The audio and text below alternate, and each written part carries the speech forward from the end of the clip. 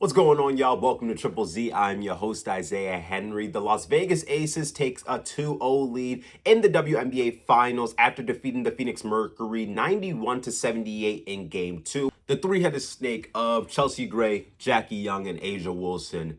My God, I mean, you got Chelsea Gray getting a near triple-double once again, 10 points, 8 rebounds, 10 assists. You got Jackie Young scoring 32 points, 8 rebounds, 2 assists. I believe 21 points came in the third quarter alone. And then A'ja Wilson, the MVP, 28 points, 14 rebounds, 3 assists. Just dominating performances from your three best players. Chelsea Gray, I thought she was just controlling the entire game. She had 3 steals and 3 blocks as well. It felt like she was picking everyone's pocket, whether it's Alyssa Thomas, Satu Sabali, Copper. It didn't matter who was in front of her. She was picking your pocket. She was getting those steals. She was, rotating as the low man, trying to help, her teammates. Like, she was playing such a great all-around game. Like I said, 10 points, 8 rebounds, 10 assists, 3 blocks, 3 steals. I believe she had back-to-back games of having 10 plus assists. Another game where she almost has a double-double. In game 1, she had 7 points, 8 rebounds, 10 assists. Now it's 10 points, 8 rebounds, 10 assists.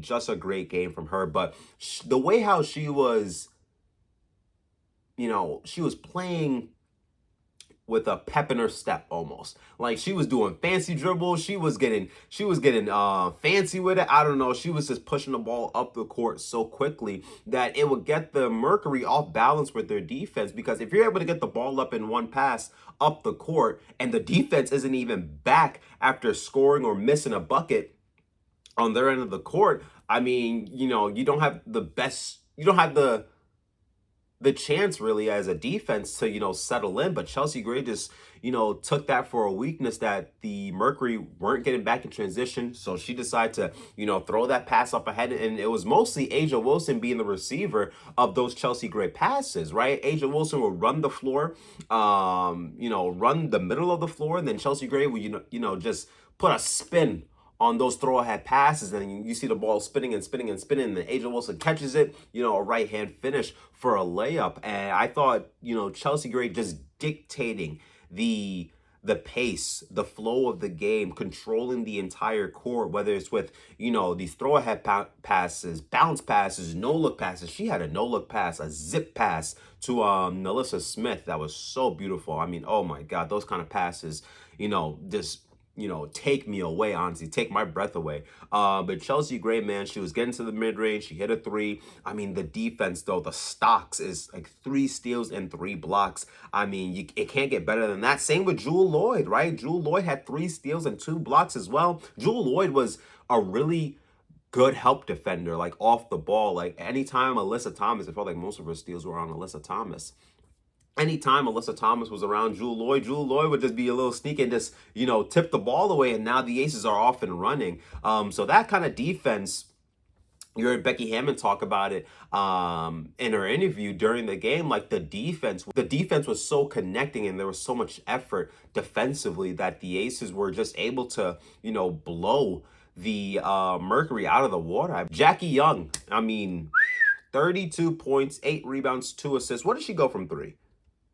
3 of 7 from 3, 12 of 20 from the field. That third quarter was damning for the Phoenix Mercury. I believe she probably I would be surprised if she outscored the Phoenix Mercury by herself in the third quarter. It was her, hitting her 3-ball, creating off the bounce, getting to her floater, shooting the ball with confidence. Her off-ball movement. It's Chelsea Gray finding those off-ball cutters, and it's Jackie Young running the floor, making herself available in open space. And then, Chelsea Gray is going to set you up every single time.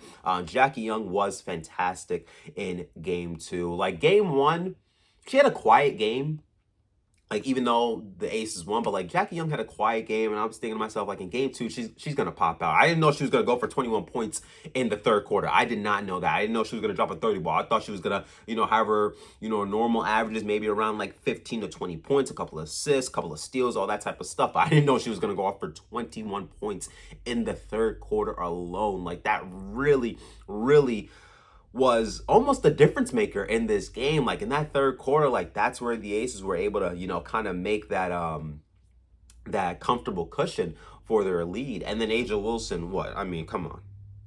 28 points, 14 rebounds. She was dominating on the glass. Oh my gosh. Like, it was like nobody, not Alyssa Thomas, not, DeWanna Bonner, Satu Sabali, whoever it was, they couldn't keep her off the glass.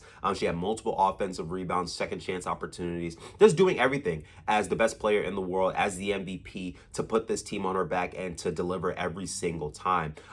Game 1, 21 points, 10 rebounds, 5 assists. Game 2, 28 points, 14 rebounds, 3 steals. I mean, she is such a dominating presence anytime she steps on the court. I think for the Aces, they know how to finish out a game. And this is where, you can't say the same for the Phoenix Mercury, because for the Phoenix Mercury, there were so many things working for them in game 1, whether it was the 3-ball, shooting efficiently from 3, getting out in transition. Their paint touches was so pivotal in game 1. Like, yes, they didn't win the game, but I thought that could have been something they, went to again in game 2. Their paint touches, whether it was Kalia Cooper or Satu Sabali or Alyssa Thomas, where she gets in the paint, being a bully, and then she kicks it out, and now the ball is flying all around.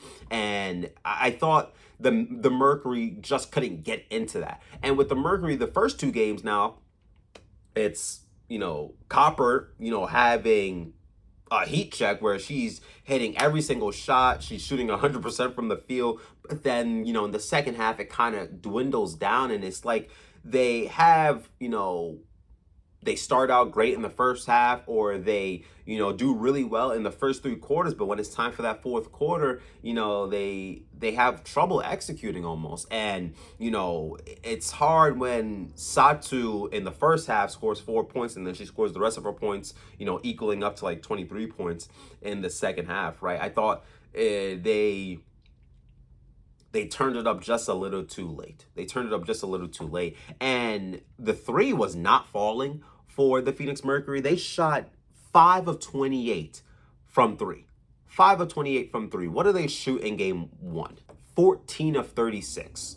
They shot 14 of 36 in game 1, and they went 5 of 28 in game 2. Those turnovers were really killing the Phoenix Mercury. It was live ball turnovers where it's like Chelsea Gray or Jewel Lloyd just picking the pockets, or being, really good at the help defense, and, just getting the steal, forcing a turnover, and then they're off, looking to score on the other end. So those live ball turnovers and just Phoenix Mercury getting beat up the court. There's a play where Jackie Young is inbounding the ball. Asia Wilson's at the half court line. Jackie Young throws it to Asia Wilson. Asia Wilson waits until Jackie Young crosses half court, gives it up to Jackie Young, and then Jackie Young, has a full head of steam going to the basket, and she gets fouled. She misses, but like those are the kind of plays where the Mercury were just getting beat. They were just getting beat up the court, and I think if they want to, win game 3, they got to do a better job of, playing at a better pace. Right, because we know the Phoenix Mercury can get out in transition. We know they can run the floors, stretch you out, have cutters, have all type of ball movement, especially when Alyssa Thomas is the one demanding or dictating traffic. But they have to do a better job of playing with more pace, playing a little bit faster for the Phoenix Mercury. Now, this is new territory for the Phoenix Mercury, because when they lost game 1, it was like, all right, you lost game 1 in every round so far. Well, those first 2 rounds, they've been able to tie the series in game 2. They didn't do that against the Las Vegas Aces in game 2. So I don't know what game 3 is gonna, result to. Can it be the Aces taking a 3-0 lead, or can it be the Phoenix Mercury kind of saving their season? I don't think this series is over. I think for Phoenix, they just have to find a way to like play, all 4 quarters instead of, having a good first half and then kind of flop it in the second half, or going back to game 1 where they played great the first 3 quarters, and then in the fourth quarter, they just couldn't execute to their standards. Yeah, I don't think this series is over. The Mercury can get 1 win. It's 1 win at a time. Nothing too crazy. Thank you for listening to Triple Z. Please like and subscribe to the channel. Leave a comment down below for your predictions on who is winning game 3 between the Las Vegas Aces and the Phoenix Mercury in the WNBA Finals. I'll see you guys next time. Zzz.